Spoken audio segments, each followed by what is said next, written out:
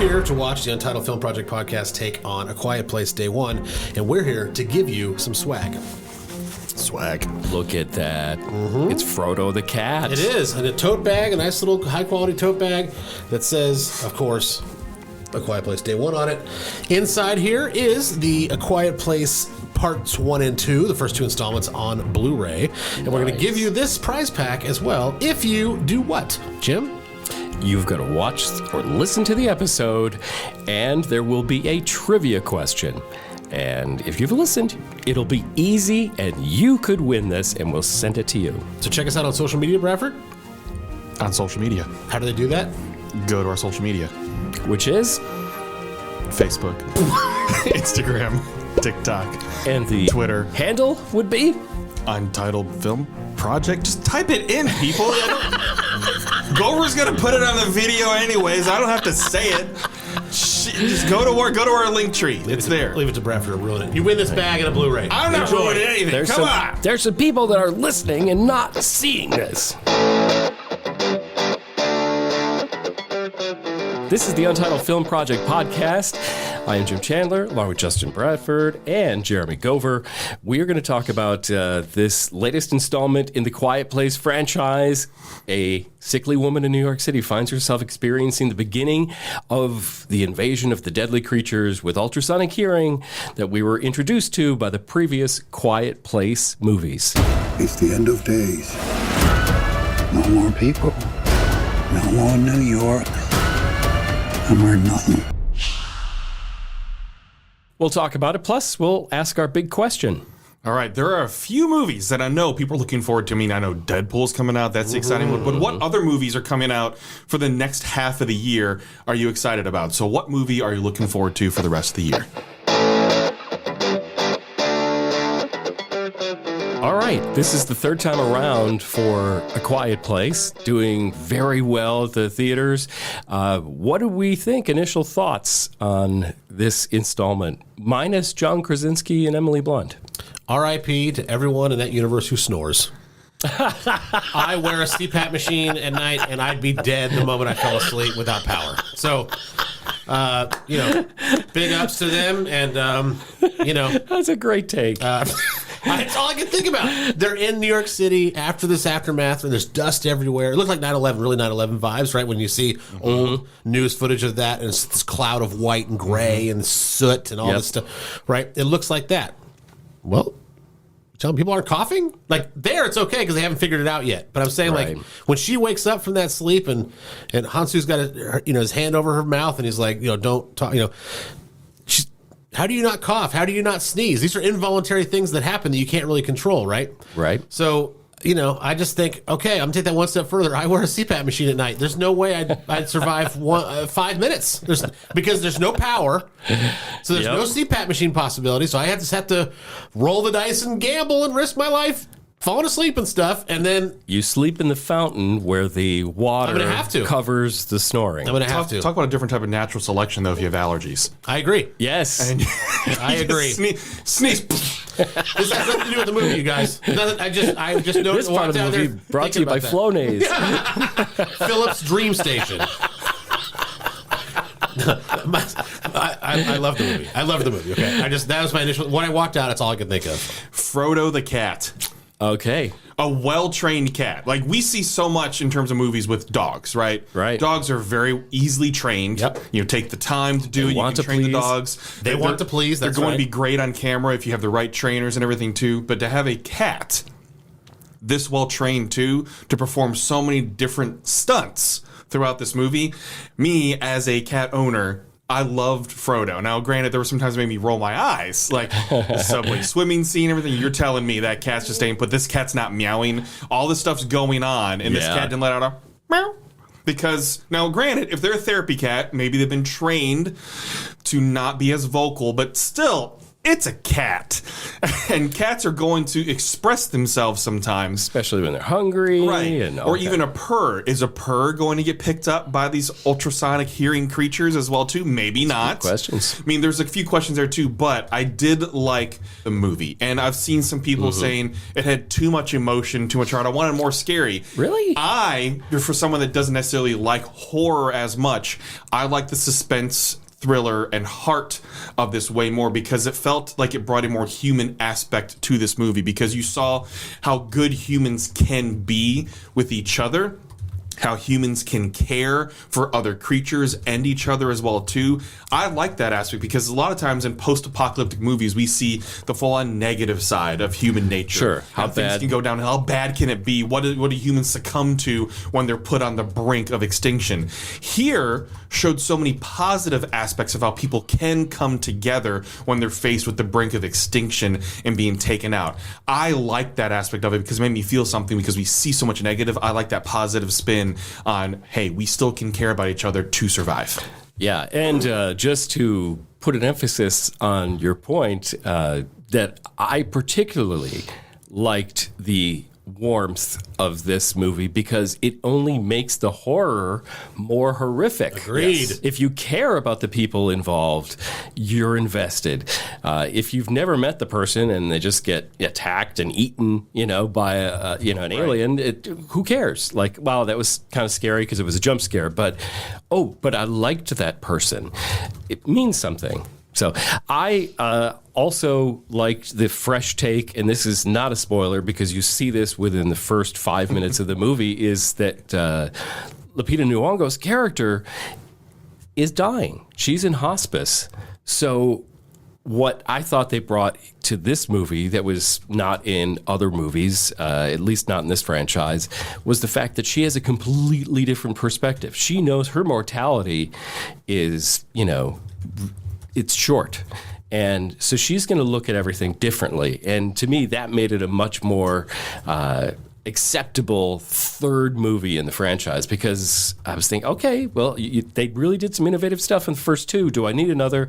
This was that necessary element to make it a little different and also to kind of regain some of her, happiness again through the character she spends most time with, Eric, the Brit, who shows her, you have these wonderful memories and I'm going to let you experience them one more time, which I thought was probably one of the best parts of this movie. Because it is different to see somebody that's not in survival mode. They just want that one last piece of fulfillment before they can say goodbye. Yeah. Like you're saying, Jim, completely different aspect to see someone, I know I'm dying. I just want to be fulfilled one final time. Completely different from everyone else who's trying to survive. And she helps someone to survive as well because she knows her fate is near. Right, exactly. So I want to ask this question of you guys. Do you want another Quiet Place movie? Not whether they would make money, because they would. Do you want another one? Or is it time for this whole franchise to go, shh? I can answer that real quickly because I am in a unique position. I have not seen either of the first two Quiet Place movies. And so therefore I came into this truly, it's a prequel, but I came into it from the beginning, as in the order they want you to watch it. So I say this because I don't know if I want. I mean, I'll go watch the others. Right. Bradford said earlier, right? He's not a horror fan. I'm not a horror fan either. We've had discussions on this very show about how I should sit out an episode if it's a horror movie and all this stuff. Right? So I'm not a horror fan. That's actually why I avoided the other two. I thought they were horror movies. Oh, right. So I was like, well, why am I going to go see that? Well, now that we have a podcast and a show for going on 2.5 years now, which is yay for us, that I now have to watch things that are out of my comfort zone. This is definitely one of them. I would not have watched otherwise. Right. And it was not a horror movie. Right. So therefore, now I'm like, oh, I'm intrigued. Now I'm going to go see. So to answer your question, Jim, yes, I do want them to. Oh, they already have. I'll go watch them. They're ready for you. So I wouldn't even classify this as horror, really, because it's definitely more thriller. But it has some elements. There's elements. There's some jump scares. Right. There's some real. But thrillers and suspense have those elements as well because there's not focused on gore or anything like that. It's definitely more on the suspense thriller side of it, which makes it more palpable to me. For sure. But if you go back and watch that first Quiet Place trailer, they had they were marketing to a horror crowd. Exactly. For sure. And therefore, they were not marketing to me. And so I agree. planted my flag in the sand is I'm not going to go see these. You have a flag. But, no country. This is interesting because I knew you didn't, because we went to the movie together, so I knew you didn't see the others. Yeah. It seemed to me, tell me if I'm wrong, that this movie could stand alone and you didn't need to see anything. No. Okay, good. No, matter of fact, if it wasn't for the pop quiz, true or false session, 6-7 minute session beforehand, Yeah, before the trailers. about who was a recurring character from the original, I was like, oh, I didn't even know he was even in that. I do like how they tie that in. They tie it in. Yeah, With Hans' character. I'm sure it was great. Oh, yeah. I'm ignorant. I don't know. And they tease it in trailers, too. Yeah. So we knew that was going to be there, but as a good tie-in to other things, even, if you haven't seen the other ones, if they were to make another one, which obviously it's set up to where they leave it open. Sure. With how things are discovered in Quiet Place 2, where it's more of, okay, do the humans take it back? It's not the if, I think it's a when. They've established that there's still a way to tie up ends. Now they don't have to, because I'm totally fine if they don't. I don't need to see more. They discovered how they can take care of the aliens. You can leave it at that and be okay. You totally can. Yeah. But the opportunity is there, and we know what Hollywood loves to do is take an opportunity to make money. Beat that horse to death. Yes. I don't want another one unless it has a really unique hook like this one did, where the main character is already dying and there's a different dynamic. If they're going to go to the same stuff we dealt with 1 and 2, where you've kind of got that same, like, where we've got to be quiet all the time, and, I just don't need more of the same. So it better be different for if they're going to do it again. Otherwise, I don't want it. They take it to Europe. Or Asia or something. Even a setting is not going to change it. It's not going to change it. Quiet Place, Antarctica. Oh, A Quiet Place, Atlantis. They can swim. A Quiet Place, Aquaman 2 theaters. Remember that? It was quiet, all right. There was nobody trying not to make noise. There was no one to make noise. Let's put some numbers to A Quiet Place Day 1. And let's start with Mr. Never Saw One of Them Before, Jeremy Gover. First of all, before I get to my grade, Yeah. I have an untitled PSA for our untitled audience, you guys. Okay. Go eat beforehand. Be sure to silence your phone. And take an Imodium before you go see A Quiet Place Day 1, because you do not want to be the reason that you break the mood or the vibe inside the theater. When I went and saw Civil War, go with me on this. When I went and saw Civil War, I thought it was going to be kind of like a Fendi, Dolce & Gabbana, Olympus Has Fallen. That's what I thought Civil War was going to be. Okay. So when I don't expect right people to like avoid eating or avoid talking, or because if you have your phone on and your phone goes off because your cousin's calling you or whatever, and you're in the middle of the Matrix, it's forgivable. You don't want it. It's not ideal, but you'll get over it. Okay. Mm-hmm. In Civil War, if a phone went off, it was going to be a mutiny in that theater. So, because it's so heavy. My point of saying all that is, I wasn't expecting that.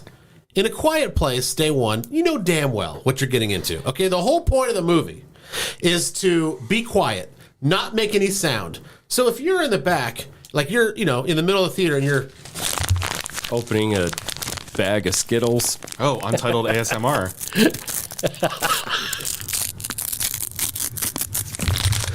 or you invited your loud drinking friend to come along.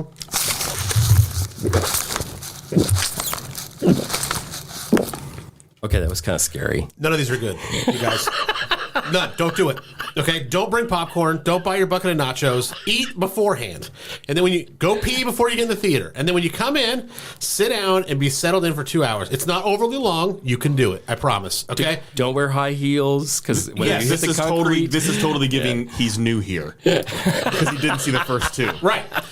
Well, but Jim, did we or did we not have people in our screener Yeah, who were making noise?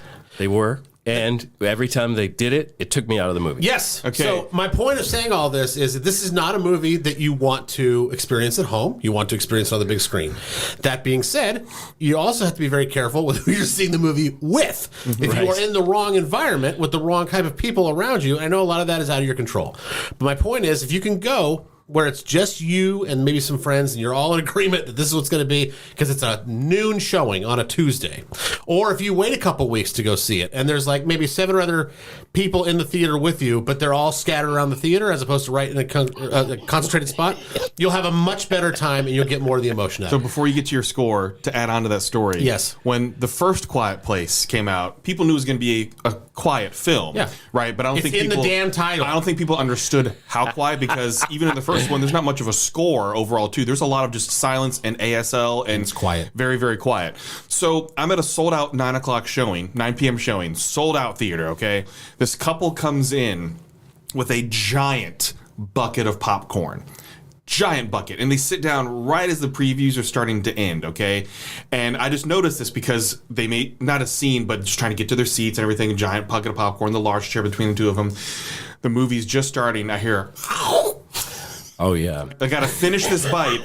They didn't touch the popcorn the rest of the movie. They walked out of there with a full bucket of popcorn. They got it. At least they understood, right? They understood to be quiet. Sure. They read the environment. They read the environment properly, but can you imagine spending $12 on that, having one bite and going, crap.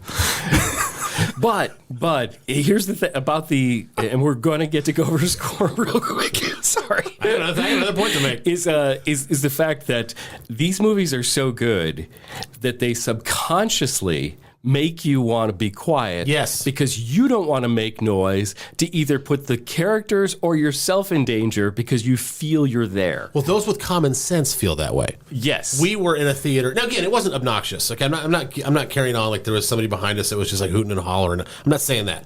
But there were moments where you're like, why are you eating nachos right now? Why'd you bring an air horn? It didn't make any sense. This is where you get the pretzel bites. They're nice and soft. That's Soft correct. foods. Yes. That's Or right. ice cream. Yes. So go eat beforehand, silence your damn phone, and take an Imodium. That's my advice for... And now to Gover's score. Yes. Bradford mentioned Frodo the cat. I was absolutely sold that a meow, the whole show, that a meow was going to give away somebody at the end. They would have killed that damn cat. I thought for sure that the cat is going to meow at some inopportune time, and then that's some side character that nobody cares about is going to die. Instead, what I learned is that the cat was actually Samira's guardian angel, and that's the role it played. And then, when Samira's time had come, the guardian angel ship transferred to Eric. So... good thematic look at it. I like you. this. I try. So again, Civil War. I'm reading my notes. A Quiet Place Day One had so many different things. That's the one that I picked up on the most, other than the CPAP thing we talked about earlier. And I really liked it a lot. Again, having not seen any of the other ones, I had no preconceived notions other than the fact that I thought it was going to be a horror movie, and then I saw it was PG-13 and thought, oh, maybe it won't be. So that was my journey. 7.5. Okay. All right. I really didn't know if I was going to like A Quiet Place Day One because I didn't think it was going to be. I thought they were just going to make an action thriller. And the fact that Lupita Nyong'o is obviously she's going to make everything she touches better. Incredible. She's just one of those actors, right? So the fact that they had a good story with her that was different, that I didn't feel was explored in many movies, if at all, made it, I think, really good, raised the stakes for me. My measure of A Quiet Place is, did I hold my breath for an hour and a half? And I did. Did it make a ton of new cinematic ground? No. Could this have been a short? I kind of think it is. Like, it's almost like somebody took a short story and made a movie out of it. So I didn't think, like, yes, I loved that character's arc and finding the joy, but it wasn't enough for me. So I'm saying it was pretty good. I'm going to give it a 6. All right. So Bradford. as we've discussed, I like the heart aspect of this because they could have made this type of movie of when they're doing the announcements of you got to get to South Street Seaport, one of those movies where it's the map. You have to get from point A to point B, and there's all these different obstacles in between. To get between, yeah. It was not that, and I'm glad it wasn't that because there was a mission to get her to Patsy's, get her to the jazz club, get her to experience her last fulfillment and everything too. Mm-hmm. And Joseph Quinn's character, who I really like Joseph Quinn. Stranger Things obviously put him on the map. He did a good job. But he's going to be getting more and more roles because he shows so much emotion and I think depth within his character as well. But it wasn't just about getting him to South Street Seaport. And I like that because you could have made that movie and it wouldn't have any depth. He put his survival on hold. Exactly, to fulfill her needs as well. But even then, he was just, I don't want to die. Can I come with you? Mm-hmm. So he wasn't even worried about just survival. He was just, I don't want to die mode. But and that's different. But when he said, what meds do you need? Right. He risked his life. Right. But fearfully. He wasn't, you could see both. Like, I want to help this person who's helped me, but I also want to not die. Right. So he had both things going on. And at a third, also want to save the frickin' cat. Right. Yeah. Which I lumped into saving her. Right, yeah. But yes, for sure. Yeah. Multifaceted performance. Yes, and that's what I like about the story overall. I mean, granted, it didn't give us anything more, and it could have been, I mean, an hour 40, thank you. Yes, agreed. Right. They didn't drag much out, because when I saw them, I went, this is good for this type of movie. I don't need you to make me hold my breath for over 2 hours on this. So I like that they could have, with so many episodes of Mando, how we've seen it's like, well, you have to accomplish this task to get to this. That could have been that kind of a movie. And the next one. What do we do until we get to South Street Seaport? We've got to get to South Street Seaport. There's so many movies that are just like that. If you've got to get to this end point, and that is the movie itself. They didn't do that, and that's what I appreciate. That's what I appreciate about it as well. Lupita Nyong'o is very, very good. You connect with her. You empathize with what her needs are as well too. And I do like how in the beginning of it, they pretty much jump right in. You get maybe 7 minutes of a setup before something's going on. The National Guard's plowing through. There's helicopters, there's jets. Yeah. Something about to go down. They're not letting people know. I like how they didn't draw out the exposition of setting up the story. Just enough. So that you're establishing that New York is a very loud city, and obviously the aliens are going to be attracted to that, and boom, here we go. Right. We didn't need anything more, especially most people probably have seen 1 and 2, right? Sure. Not many people are in Glover's position, and he still liked it, which shows how good of a job they did of setting up enough to where you can get the feel of what the movie is about. So I enjoyed myself. I had a good time in it. I jumped. There were a few funny moments as well, too, that made you giggle under your breath because you're still trying to remain quiet. So I'm with Glover, and I give it a 7.5. All right. Now it's time on the Untitled Film Project Podcast for us to ask the big question. This is one where we want your input as well, and you kind of see where our heads are at. Wondering, what movie are you most looking forward to in the second half of 2024? This is an easy one for me, because you would think I'd say Deadpool. Yeah, I figured we'd all go with that. That's the obvious answer. But I'm not going to go for that, because I think it's a natural excitement. I think it doesn't need to be said. It's already. My answer is Piece by Piece. Ah, the story of Pharrell. Quiet on the set. Hey, Pharrell. Hey, how you doing, man? You know, it'd be cool is if we told my story with Lego pieces. Seriously? Yes. Lego. Just be open. I think it's a tremendous take on... when I heard there's a Pharrell biopic coming up, I was like, okay, that's kind of cool. I'm into music. I love his music. Yeah, he's amazing. My son recognizes his music, has danced to his music. It's in the studio he's a part of. So I'll go see it. But the fact that it's actually done in Legos and not just like a Lego section, like the whole thing is Legos, it's a day one have to see for me. So Piece by Piece is my answer. Yeah, when I saw the trailer for this, I thought, oh my God, there is a whole bunch of people that they're going, oh, why didn't I think of telling my story as a Lego story? Because I think it's a totally unique way to tell somebody's life in another genre, pretty much. That's fantastic. The movie I'm looking most forward to is, okay, trivia question for you guys. What do these people have in common? Robin Wright, Robert Zemeckis, Tom Hanks. Princess Bride. No, wait, that's not right. Nope. You threw me to Tom Hanks. No, I don't know. Well, this has Rob Reiner in it. Anyone? Forrest Gump. Forrest Gump. That is exactly right. Oh, okay, those are obviously Tom Hanks and Robin Wright are the stars of Forrest Gump, the movie directed by Robert Zemeckis and written by Aaron Roth, I believe. They are all coming back together for a movie called Here. This is a movie that is really unique. I mean, because Robert Zemeckis is used to making like blockbusters and sci-fi and all, just an amazing resume. But he's coming back with these actors, and I apparently think that I understand that he didn't like the de-aging process technology until now. It's a time and place. So it's a story of multiple families that inhabit the same place. It's a graphic novel, I guess it was inspired by. So it travels through generations and capturing all the different human experiences over a long length of time. And part of that time is where a young couple starts dating, Tom Hanks and Robin Wright, and it shows them all the way to their 80s.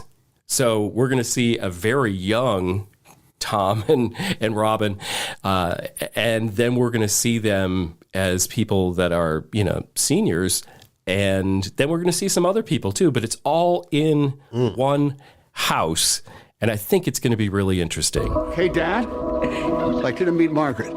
It's nice to meet you, Margaret. Nice to meet you, Mr. Young. Time sure does fly, doesn't it? Sure does. So this movie is going to be somewhat experimental. There's another movie I saw that they're not going to stray from a camera position in that house. It's almost like you're a fly on the wall in that house over time. And it's a really unique idea. I've seen it done in some indie movies. There's one called Ghost Story where they focus on one space over the course of a long period of time. So I just think these people are all the best at what they do. I think it's going to be really good and so unique. I mean, Forrest Gump, no movie like it, right? Maybe this one's the same. It's going to make people cry. It's going to be sad. Oh, yeah. So let's go to Justin Bradford. Tell us the movie you're most looking forward to in 2024. All right. We have our obvious ones, right? The Deadpool and everything. The one that got me when I saw the trailer is coming out in September, the end of September, and it is The Wild Robot. Hello. Goslings in print on the first thing they see. Which would be you? You're his mother now. I do not have the programming. No one does. So what got me from the first trailer overall is there's hardly any dialogue. So there's not much of a clip to pull from the first trailer. And it's just showing this robot that is basically deserted on an uninhabited island. And obviously set in the future, and how this robot interacts with the animal life and everything of that sort. What drew me in was how beautiful it looks in the animation style. I know it's based on a book, a graphic novel. I have not read that. My wife is pumped. But I was just immediately pulled in by the look and feel of this movie, that there's so much heart in the trailer alone without much dialogue that you already are connecting with this robot just based on its interactions with wildlife. That's how you do a trailer to get people excited that have no connection with the book. Right. I would have no idea. It pulls you in just on that simple trailer alone of showing this robot exploring an island, connecting with animals. I was hooked right then. And then I go and see who's voicing it, which, if you know me, you know I typically want people to develop their own characters with the voices. Yep. But you have Lupita Nyong'o.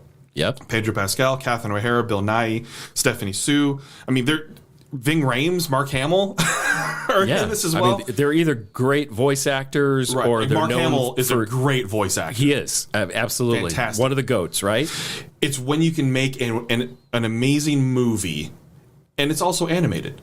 Like, it's not it's a great animated movie. I want things like the Spider-Verse. movies, where it's beautifully animated and it's a great movie. I want there to be more synchronization between great movies and animation, to where people don't say, well, animation's for kids. This movie is obviously going to have a lot more depth, that it's going to be targeted towards families, of course. Yes. But there's going to be layers. Like, you can already tell there's going to be layers in this movie, not like a parfait or an onion type of layers like Shrek. Right. But actual depth in this movie as well. So I'm very excited for The Wild Robot. So what did you think of A Quiet Place Day One? Was there something we missed? Did you know there was 2 cats? Tell us things. ASMR. What noises were being made in your theater when you saw it? You better share those. I know. I love those. Those are my kryptonite. And you can also tell us, that movie that you're really looking forward to, that you've been seeing before the other movies. You're like, wow, that's going to be awesome. Oh, I got to wait till November. We want to know about it. Thank you for listening to the Untitled Film Project Podcast. To support the show, please rate, review, follow, and subscribe. Original music by Jeremy Schwartz. Special thanks to the Music City Film Critics Association. Editing and post-production by Jeremy K. Gover. Voiceover by Chad Bennett.